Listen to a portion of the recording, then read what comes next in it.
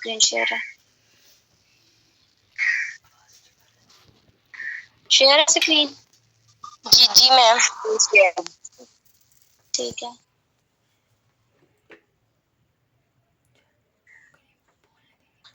अच्छा, सबसे पहले अस्सलाम वालेकुम टू ऑल। आई होप आप सब ठीक होंगे। हमारा जैसे कि दिसंबर का सेशन दिसंबर का पूरा महीना हमारे सेशन चलेंगे, जिसमें से 2 सेशन हमारे गुजर चुके हैं। जिन लोगों ने सीखा समझा, 2 सेशन अटेंड किए, उन्होंने बहुत कुछ सीखा। आगे भी वो इसी तरह से सीखते रहेंगे। आज अपने टॉपिक की तरफ आते हैं। आज हमारा जैसे कि टॉपिक था नेटवर्क मार्केटिंग फैक्ट्स। कैसे कौन से फैक्ट्स हैं नेटवर्क मार्केटिंग में, इसके जिसको अगर हम सीख लेते हैं या देख लेते हैं तो हम एक बहुत अच्छी अचीवमेंट कर सकते हैं। और इसमें जो दूसरा था वो ये है कि यहाँ पर कितनी कैटेगरी के लोग होते हैं, ठीक है, कि किस किस्म के लोग इस नेटवर्क मार्केटिंग के अंदर पाए जाते हैं और वो किस तरह से कामयाब हो सकते हैं, ठीक है। आज के इस टॉपिक में जो मैं आपको बताऊंगी, आपने खुद से अपने आप में कंपैरिजन करना है कि क्या मैं इस इंडस्ट्री के लिए फिट भी हूँ या नहीं हूँ, ठीक है। आप लोगों ने अपना साइकोफिजिकल नेचर का एनालिसिस करना है, ठीक है।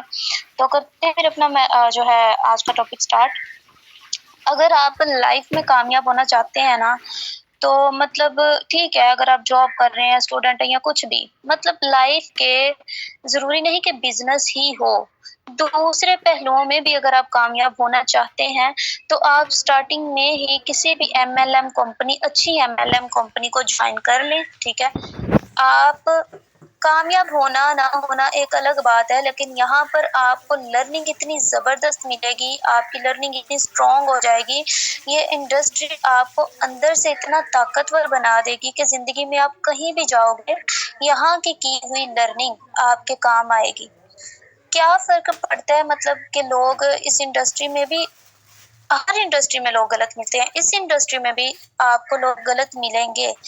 इसका मतलब ये नहीं है कि हम इस इंडस्ट्री से, नेटवर्क मार्केटिंग से या एमएलएम से अपना यकीन ही उठा लें, ठीक है।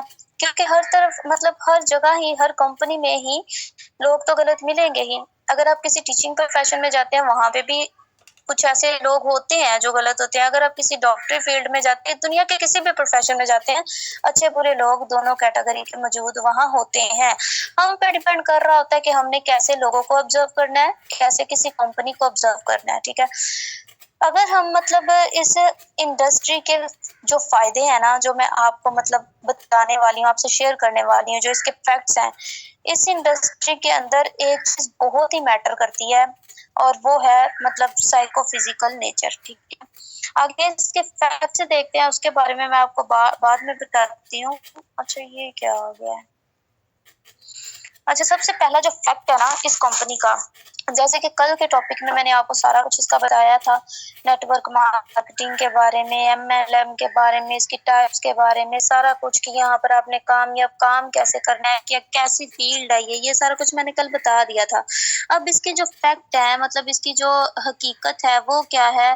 सबसे पहली हकीकत ये है कि यहाँ पर हम अपनी तनख्वाह का चेक खुद लिखते हैं, हम खुद डिसाइड करते हैं कि इस मंथ में मैंने कितनी अर्निंग करनी है, उसको कैसे अचीव करना है, ठीक है। तो सबसे पहला फैक्ट जो है वो इसका यही है कि हम जो है इस इंडस्ट्री में किसी की मतलब दी हुई तनख्वाह पे जो है खुद को डिपेंड नहीं करते, हम खुद ही अपना इस इंडस्ट्री में लिखते हैं।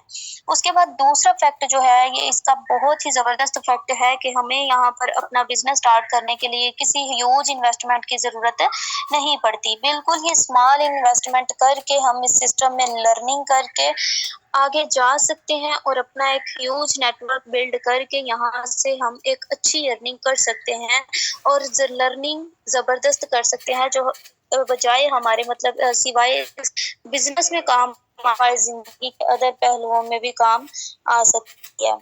तीसरा इसका फैक्ट ये है कि ये फ्रीडम ऑफ टाइम है, ठीक है।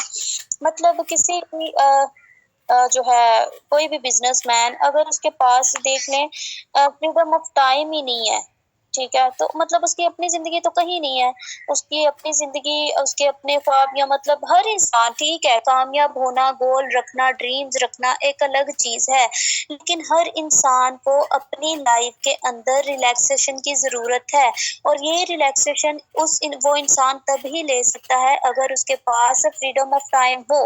अगर फ्रीडम ऑफ टाइम ही नहीं है तो वो इंसान का माइंड जो है काम कर करके स्टक हो सकता है, मतलब स्टक हो जाता है, और उसके बिहेवियर में चेंज आने लगता है।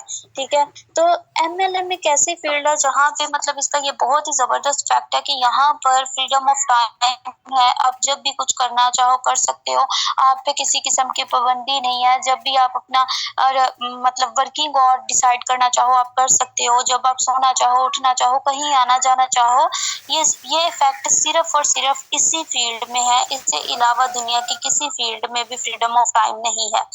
उसके बाद इसका जो चौथा फैक्ट है उसकी अगर बात कर लें तो ये ओपन मार्केट है। लाइक हम कहीं बंधे हुए नहीं है कि हमने जी हमारी जो प्लेस ऑफ ऑपरेशन है या लाइक जो हमारा ऑफिस है या शोरूम है, जस्ट हम वहीं पे बैठ के अपना वर्क कर सकते हैं, ऐसा कुछ नहीं है। ये ओपन मार्केट है। अगर हम लाइक अगर मैं गुजरांवाला में वर्क कर रही हूँ, कुछ देर बाद अगर मैं लाहौर में भी चली जाऊंगी तो वहां पे भी मैं अपना वर्क कर सकती हूँ, ऑनलाइन कर सकती हूँ, फिजिकली कर सकती हूँ, मतलब किसी भी चीज की एमएलएम में पाबंदी नहीं है। आप कहीं पे भी ओपन मार्केट में मतलब अपना कहीं किसी भी सिटी किसी भी कंट्री में इस बिजनेस को आप रन कर सकते हैं। उसके बाद इसके पांचवे फैक्ट की अगर बात कर लें तो बिल्ड मोर रिलेशंस। अब मतलब मेरी जो क्लास फेलो थी जिसने मतलब जब मैंने मेटाफोर्स को ज्वाइन किया तो मैंने अपनी क्लास के साथ ही मेटाफोर्स को ज्वाइन किया था जस्ट उसकी मेंबर बनने के लिए। मुझे इसके बारे में कुछ पता नहीं था, पता उसे भी कुछ नहीं था, वो उसको बस किसी ने गाइड किया तो वो ज्वाइन हो गई, उसने मुझे भी ज्वाइन करवा लिया। उसने ज्वाइन करने के बाद एक चीज देखी कि मतलब हमारी आपस में गपशप नहीं होती थी, पहले हम ग्रुप में लगी रहती थी, फिर क्या हुआ कि ऐसा सारे फ्रेंड्स छूट गए।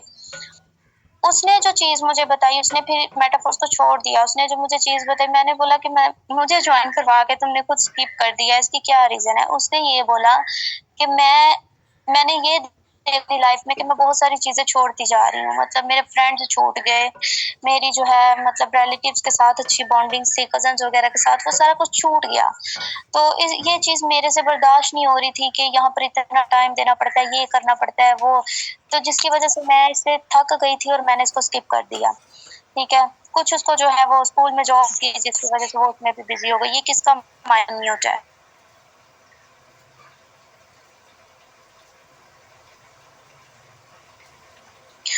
तो बात करने का मकसद ये है कि एमएलएम में आके, ठीक है, मैं मानती हूँ कुछ टाइम के लिए हमें ये अपने रिलेशन जो है, ये फ्रेंडशिप, ये सारा कुछ स्किप करना पड़ता है, लेकिन एमएलएम एक ऐसी इंडस्ट्री है जहाँ पे आप बहुत ही मोर और स्ट्रॉन्ग रिलेशन बिल्ड कर सकते हैं। ठीक है, फ्रेंड्स यहाँ से अच्छे मिल जाते हैं, मतलब जो अच्छे लोग हैं, अच्छे बुरे तो हर जगह हैं। ठीक है, इस तरह से भी नहीं है कि जो जिनको आप दोस्त समझ रहे हैं वो आपके हकीकत में दोस्त हैं, किसी का कुछ नहीं पता होता। तो लेकिन ये है कि एमएलएम में फ्रेंडशिप के साथ ये यहाँ के लोग आपको और भी बहुत सारा फायदा देने वाले हैं।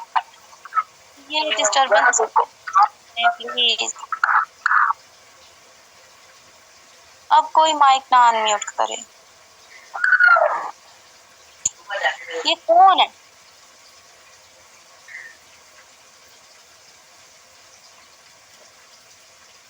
तो एमएलएम में मतलब और भी बहुत सारे यहाँ से फैमिलीज के रिलेशन भी बिल्ड हुए हैं।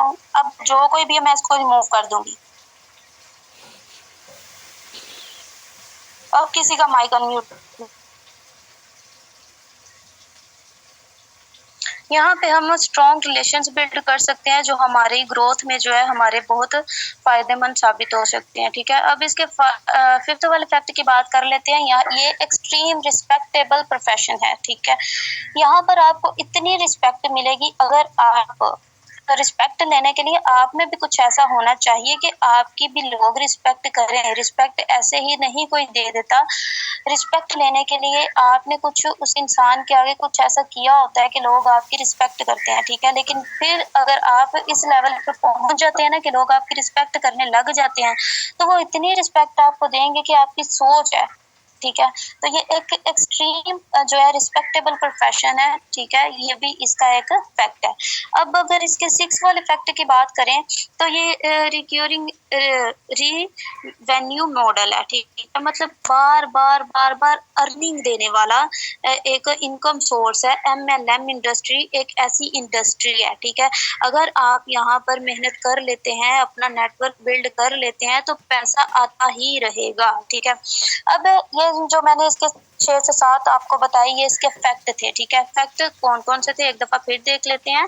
सबसे पहला फैक्ट ये था कि यहाँ पर हम अपनी तनख्वाह का चेक खुद लिखते हैं। दूसरा ये था कि स्मॉल इन्वेस्टमेंट में हम इसको स्टार्ट कर सकते हैं। तीसरा ये था कि फ्रीडम ऑफ टाइम, ठीक है, हम पे किसी चीज की पाबंदी नहीं है, ओपन मार्केट कहीं पे भी हम अपना काम कर सकते हैं। बिल्ड मोर रिलेशंस, यहाँ पर हम अच्छे लोगों से जो है वो रिलेशन बिल्ड कर सकते हैं। और एक्सट्रीम जो है वो रिस्पेक्टेबल प्रोफेशन है, बार बार इनकम देने वाला प्रोफेशन है। अब इसका जो सेकंड पॉइंट है वो है साइकोफिजिकल नेचर।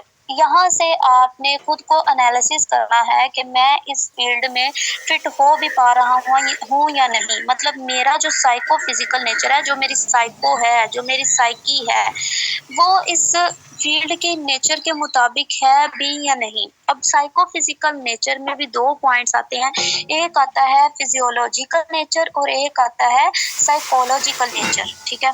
अब फिजियोलॉजिकल नेचर क्या है और साइकोलॉजिकल नेचर क्या है?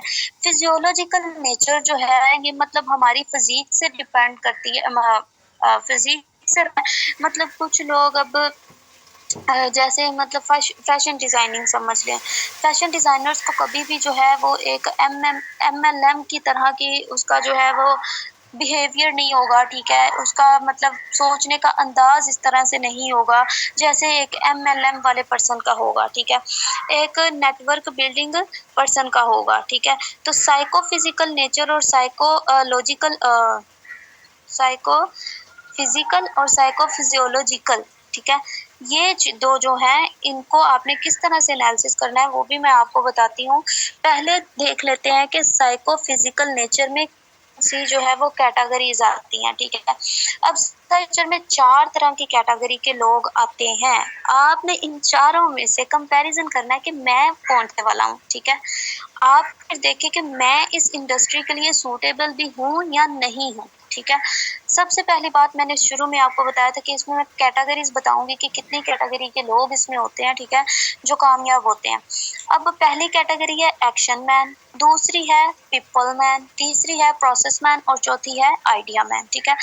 एक्शन मैन को देख लेते हैं। एक्शन मैन, इन चीज़ों पे गौर करने से पहले मैं आपको कुछ ये यहाँ पे बता दूँ। आइडेंटिफाई योर की कॉम्पिटेंसी, ठीक है, इसका क्या मतलब है? हर इंसान के अंदर एक कैपेसिटी होती है कि वो ये काम कर सकता है, ठीक है, या कर सकती है, या संभाल सारा कुछ, या इसको समझने की उसकी कैपेसिटी कितनी है, लर्निंग कैपेसिटी कितनी है, ठीक है। कैपेसिटी मैपिंग और कैपेसिटी एनालिसिस, इसका क्या मतलब है? क्योंकि हम लोग मतलब इतने ज़्यादा पढ़े लिखे नहीं होते, ठीक है। कैपेसिटी मैपिंग जो लोग मतलब जिनमें ये एबिलिटी कम होती है कि वो हर चीज़ का एनालिसिस कर सके, हर चीज़ को सर्च कर सके, देख सके, उनको लोग बहुत ही जल्दी जो है वो वर्गला लेते हैं, ठीक है, उनको डिस्ट्रैक्ट कर लेते हैं। डिस्ट्रैक्ट किस तरह से कर लेते हैं? अब उनको जी बताया जाता है एमएलएम ज्वाइन करो, रातों रात अमीर, ठीक है, मतलब यहाँ पे सिर्फ वो वाला काम करो जी, 2 जोड़ 2 2 करोड़, इस तरह वाला काम नहीं है, ठीक है। कोई भी इंसान अगर उसमें मतलब कैपेसिटी मैपिंग के वो उसके जो उसको बताया जा रहा है उसके मैप को देखे, उसके जो पीछे मतलब उसके काम है या मतलब जो मकसद है उसको देखे।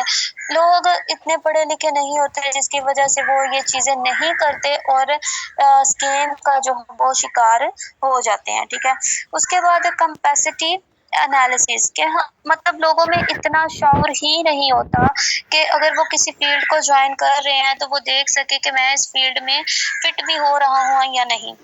अब अगर मैं अपनी बात करूँ ना तो मतलब मेरे घर वाले शुरू से कहते थे, क्योंकि मैं स्टडी में अच्छी थी तो शुरू से कहते थे कि इसको मेडिकल फील्ड में लेके जाना है, बट मेरा माइंड ही नहीं था शुरू से। मेरा मेडिकल फील्ड में एक तो मेरा दिल छोटा है, मैं मतलब नहीं इतना कुछ मैं नहीं खतरनाक देख सकती और लोगों की ये मेरे से नहीं ये सारी चीज़ें देखी जाती। तो मुझे शुरू से पता था कि मैं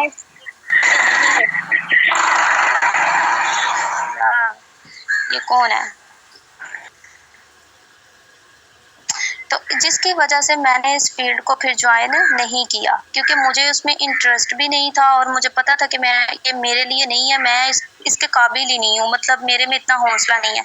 तो मैंने कहीं ना कहीं अपना एनालिसिस कर लिया कि इस फील्ड के लिए मैं जो हूँ वो फिट नहीं हूँ, ठीक है। तो यही वजह है कि अगर हम MLM को भी ज्वाइन कर रहे हैं तो देख लें, पहले इसको थोड़ा सा सर्च कर लें कि इसमें होता क्या क्या है। पहली बात, इसमें लर्निंग बहुत ज़्यादा करनी पड़ती है। क्या मैं मेरे अंदर इतनी कैपेसिटी है कि मैं इसकी जो प्रॉपर लर्निंग है वो कर पाऊँ।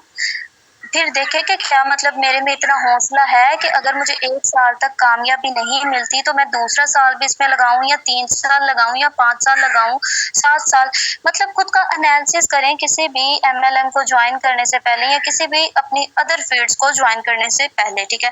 अब MLM है क्या, मल्टी लेवल मार्केटिंग है क्या, इसको पहले थोड़ा सा समझ लेते हैं। फिर ताकि ये समझाना इसलिए जरूरी है ताकि जो मैंने 4 पॉइंट्स आपको action man, people man, learn, process man और आइडिया मैन बताया था, ताकि आप उसको समझ सको, ठीक है। अच्छा, MLM जो है, सबसे पहली बात इज अबाउट लीडरशिप।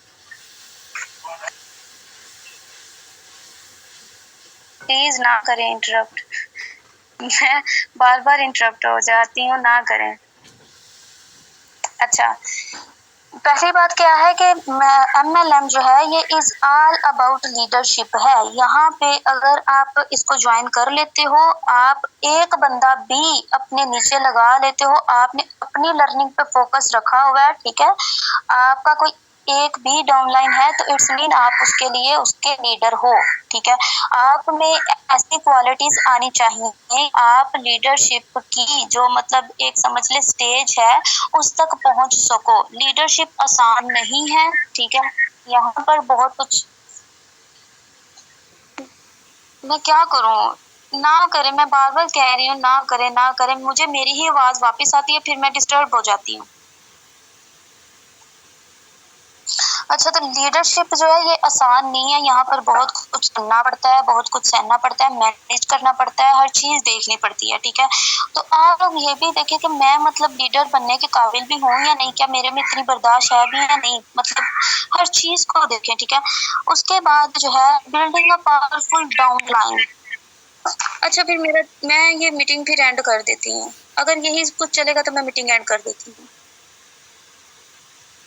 जब एक चीज से आपको बार बार रोका जा रहा है, मुझे ये भी पता है कि ये एक ही पर्सन है, बार बार मना करने के बावजूद आप वही काम कर रहे हैं।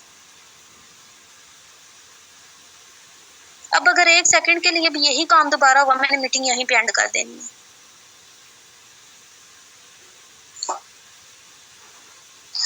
सेकेंड पॉइंट जो है वो है बिल्डिंग अ पावरफुल डाउनलाइन, ठीक है। अब MLM में सिर्फ ये काम ही नहीं है कि अगर आप खुद ज्वाइन हुए तो अपनी ही इम्प्रूवमेंट, अपने ही स्किल्स इम्प्रूव करते जाओ, डाउनलाइंस को गाइड ना करो या डाउनलाइंस को बताओ ना, तो फिर आप जीरो हो, ठीक है। MLM में आप जीरो हो। आपको चाहिए कि आप जैसे जैसे लर्निंग आपने की है, आपके डाउनलाइंस की भी वैसी ही हो, ठीक है। आप एक पावरफुल डाउनलाइन जो है यहाँ पर बिल्ड कर सको। उसके बाद है generate relation with great relation with upline, ठीक है। आपके अपलाइन के साथ आपका बहुत अच्छा जो है वो रिलेशन होना चाहिए। अगर अपलाइन कुछ कह रहा है तब भी बर्दाश्त कर ले, नहीं कर रहे, मतलब बात समटाइम्स इस तरह से आता है। ये नहीं मैं कहती कि अपलाइन हर जगह पे ठीक होते हैं, गलत भी होते हैं, लेकिन जो मतलब उनकी रिस्पेक्ट है वो कहीं नहीं जानी चाहिए, ठीक है। ओके जी, ठीक है, बस इतना ही आज के लिए काफी है, ठीक है। तो ये जो भी कर रहा है ना, ये अपनी मर्जी कर ले, आज के लिए इतना ही काफी है। आप लोगों को समझ ही नहीं आती, अगला बंदा पता नहीं किस तरह से अपना टाइम मैनेज करता है आप लोगों के लिए, तब भी आप इतनी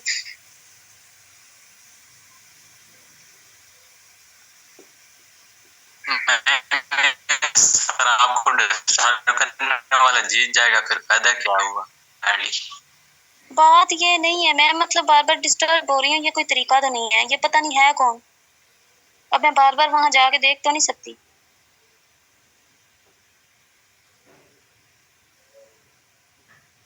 आगे देखें, कॉन्टिन्यूस लर्निंग। यहाँ पर हमें MLM में इस तरह से नहीं होता, हमने एक दिन लर्निंग कर ली है, एक दिन इसको छोड़ दिया है, फिर हफ्ता कर लिया, फिर 10 दिन छोड़ लिया, नहीं। अगर आपने कुछ यहाँ पे बनना है, कुछ सीखना है, कुछ करना है, तो कंटिन्यूसली आपको लर्निंग करनी पड़ेगी। जब मैंने मेटाफोर्स को ज्वाइन किया था ना, तो तब जी मेरा नेट बहुत अच्छा चलता होता था, और मैंने 3 मंथ तक ना कोई 3 बजे वाली की मीटिंग छोड़ी, और ना ही मैंने जो है कोई रात को, तब 9:30 बजे मीटिंग होती थी, तब मैं 9:30 बजे वाली मीटिंग भी नहीं छोड़ती होती थी। 3 मंथ मैंने एक मीटिंग भी मिस नहीं की थी। यहाँ तक कि अगर कहीं जाना भी होता था उस टाइम पे, तो मैं उसको भी जो थी वो स्किप कर देती थी मीटिंग के लिए। उसके बाद है यहाँ पर प्रोस्पेक्टिंग एंड फॉलोअप, ठीक है।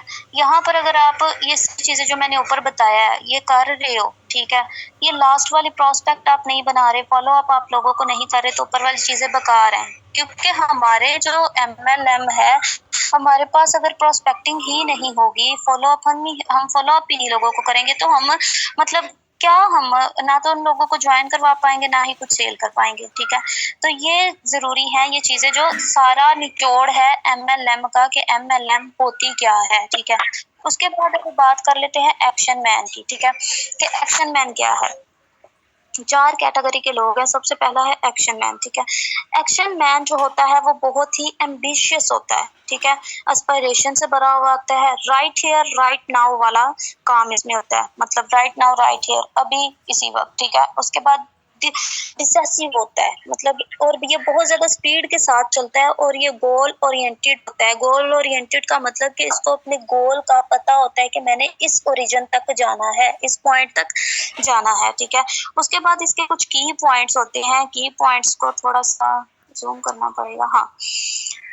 इसमें जो है हाई एनर्जी होती है, मतलब काम करने के लिए। उसके बाद मूविंग अहेड होता है, एफिशिएंट पर्सन होता है। ये प्रोडक्टिविटी, मतलब अब ये जो काम कर रहा होता है उसको प्रोडक्टिविटी में भी चेंज करने का इसमें हुनर होता है। इसके परफॉर्मेंस पे ये अपना बहुत ज्यादा फोकस करता है, ऑब्जेक्टिविटी पे बहुत ज्यादा फोकस करता है। फास्ट डिसीजन, मतलब सोचता ही नहीं रहता कि मैं अब ये करूंगा, ये अब करूंगा, ये करता है, ठीक है। अचीवमेंट पे ये गौर करता है, ठीक है। इसमें बहुत जल्दी चेंज आ जाता है, और चैलेंजेस को फेस करने की इसमें एबिलिटी होती है, और ये बहुत ही रिस्पॉन्सिबल होता है, ठीक है। ये जो एक्शन मैन होता है ना, ये MLM में मतलब इस इंडस्ट्री को बहुत ही सूट करता है। ये पर्सन, ये जो एक्शन मैन पर्सन है, क्योंकि इसने जो सीखना है इसने फौरन पे करना है, ठीक है। इसने ज्यादा सोचना नहीं, इसको अपने गोल्स जो है वो क्लियर है, ठीक है। और ये एम्बिशियस होता है, इसमें इंस्पायरेशन होती है दूसरे लोगों को देख के, ठीक है। एनर्जी होती है इसमें, स्पीड बहुत ज्यादा होती है, अचीवमेंट को सामने रखता है, ठीक है। जिसकी वजह से इन लोगों के जो है बहुत ज्यादा चांसेस होते हैं MLM में कामयाब होने के लिए, क्योंकि ये MLM को सूट करते हैं, ठीक है। इस इंडस्ट्री को ये लोग जो है ये सूट करते हैं। उसके बाद दूसरा देख लेते हैं, प्रोसेस मैन है, ठीक है। अब प्रोसेस मैन जो है ये सिस्टम ओरिएंटेड होता है, प्रोसेस ओरिएंटेड होता है। पहले मतलब सिस्टम का ओरिजिन देखता है, फिर प्रोसेस का अपना ओरिजिन देखता है। उसके बाद फैक्ट्स पे जो है ये बड़ा ध्यान देता है। इसका ये चाहता है कि मेरे पास सारा डाटा हो, लॉजिक्स हो, ठीक है, नंबर्स एनालिसिस कर लूँ, ये सारा कुछ कर लूँ, ठीक है। उसके बाद इसके कुछ की पॉइंट्स हैं। ये जो है ये प्रोसीजरल होता है, ठीक है, मतलब एक प्रोसीजर से गुजर के इसने अपना काम करना होता है। प्लानिंग इसने करनी होती है, ऑर्गेनाइजिंग करता रहता है ये, ठीक है, टेस्टिंग करता रहता है, कंटिन्यूसली एनालिसिस करता रहता है ये। उसके बाद जो है ये सिस्टमैटिक स्टेप बाय स्टेप के, मतलब पहले मैं ये काम करूंगा, फिर मैं ये काम करूंगा, फिर इस तरह से, ठीक है। उसके बाद लॉजिकल कॉज एंड इफेक्ट, ठीक है, ये इन पे बहुत ज्यादा बिलीव रखता है। तो ऐसे लोग कामयाब तो होते हैं, लेकिन जहाँ पे एक एक्शन मैन को समझ लें 1 साल लगता है कामयाब होने में, इसको 2 साल 3 साल भी लग सकते हैं, ठीक है। प्रोसेस मैन इस तरह का होता है। उसके बाद जो है पीपल मैन, अब ये हमारे पास ऐसी कैटेगरी है जो बहुत ही ज्यादा इमोशनल लोगों की है। ये बहुत ही ज्यादा कोलैबोरेशन वाले लोग होते हैं, कॉर्पोरेशन मतलब कोऑपरेटिव होते हैं, कोऑर्डिनेशन मतलब तल्लुकात बनाने में बहुत ज्यादा अच्छे होते हैं। अब इनके कुछ की पॉइंट्स है, वो क्या है, ये टुगेदरनेस, मतलब साथ मिलकर काम करना पसंद करते हैं।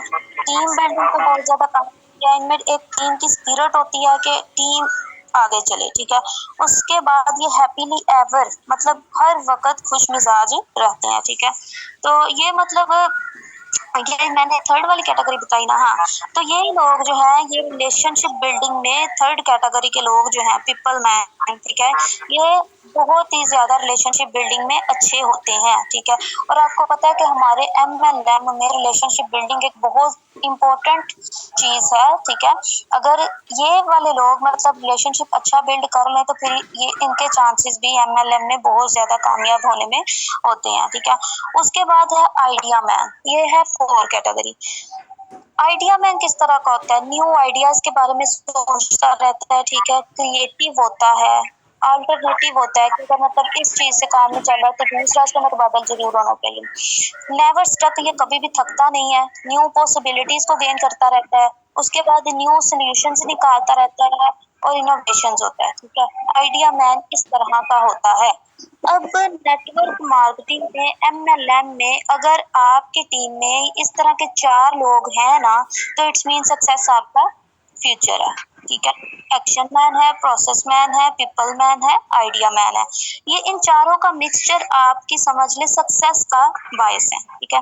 तो ये कैटेगरीज थी चार लोगों की जो मैंने आपको बताई कि कौन सी मतलब कैसी कैटेगरी के लोग जो है वो एमएलएम में कामयाब होते हैं, ठीक है। उसके बाद है अगर आपने एक अच्छी कंपनी को ज्वाइन किया हुआ है, जैसे हमने मतलब हमें 100% ट्रस्ट है एमएलएम पे, मेटा, ठीक है। हमें मतलब वाह जी वाह, 100% जो है हमें मतलब ट्रस्ट है मेटाफोर्स पे। तो इट्स मीन कि हम मतलब 100% श्योर है कि हमने एमएलएम की एक अच्छी कंपनी को ज्वाइन किया हुआ है। तो अच्छी कंपनी को अगर ज्वाइन कर लिया है तो सबसे मोस्ट इम्पोर्टेंट जो बात है वो ये है, रिस्पेक्ट योर अपलाइन, ठीक है। अपलाइन अगर आपको कह रहा है ना कि कुएं में कूद जाओ, आपको नहीं समझ आ रही क्यों कह रहा है, आप तब भी कूद जाओ, क्या पता वो आपको तैरना सिखा रहा है, ठीक है। अगर अपलाइन कह रहा है ना कि आग में कूद जाओ तो तब भी कूद जाओ। अपलाइन की रिस्पेक्ट आपके लिए इस तरह की होनी चाहिए, ठीक है।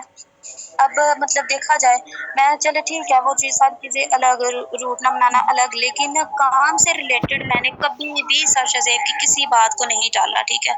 तो अपलाइन की रिस्पेक्ट इस तरह से होनी चाहिए कि हम हैं लेकिन हमारे ग्रुप के लोग और हमारी टीम्स के लोग ऐसे हैं, अपलाइन खपता रहता है, खपता रहता है, ये कर लो, ये कर लो, ये कर लो।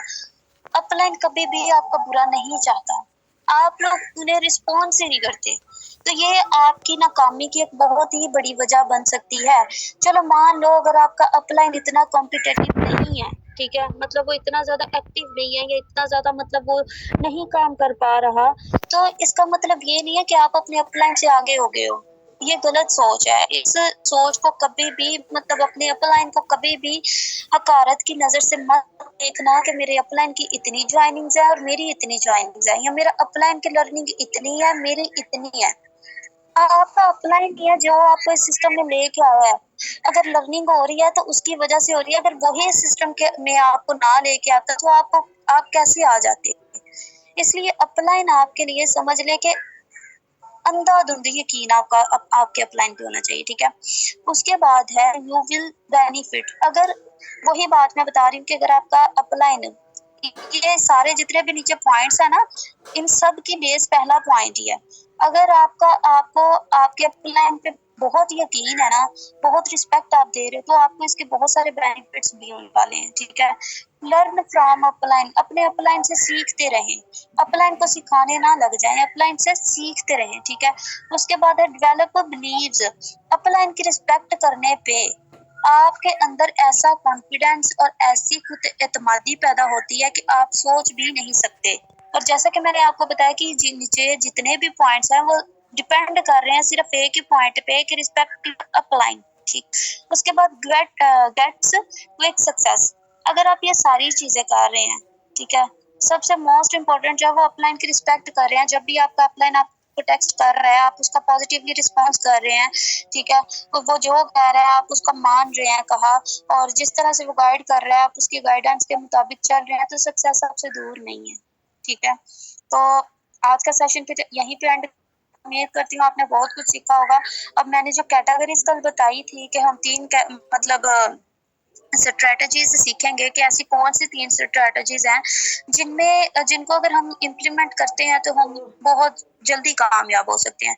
तो वो मैंने इसी में ऐड करना था, लेकिन सेशन पीडीएफ बहुत लंबा हो जाता है, इस वजह से मैंने फिर इसमें ऐड नहीं किया।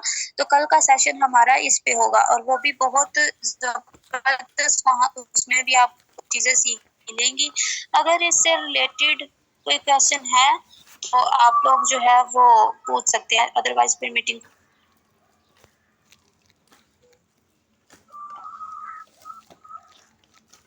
क्या स्क्रीन नजर नहीं आ रही थी?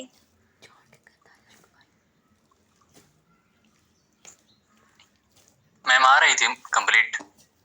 अच्छा ठीक है अगर किसी को कोई क्वेश्चन तो ठीक है, अदरवाइज फिर सेशन एंड करें।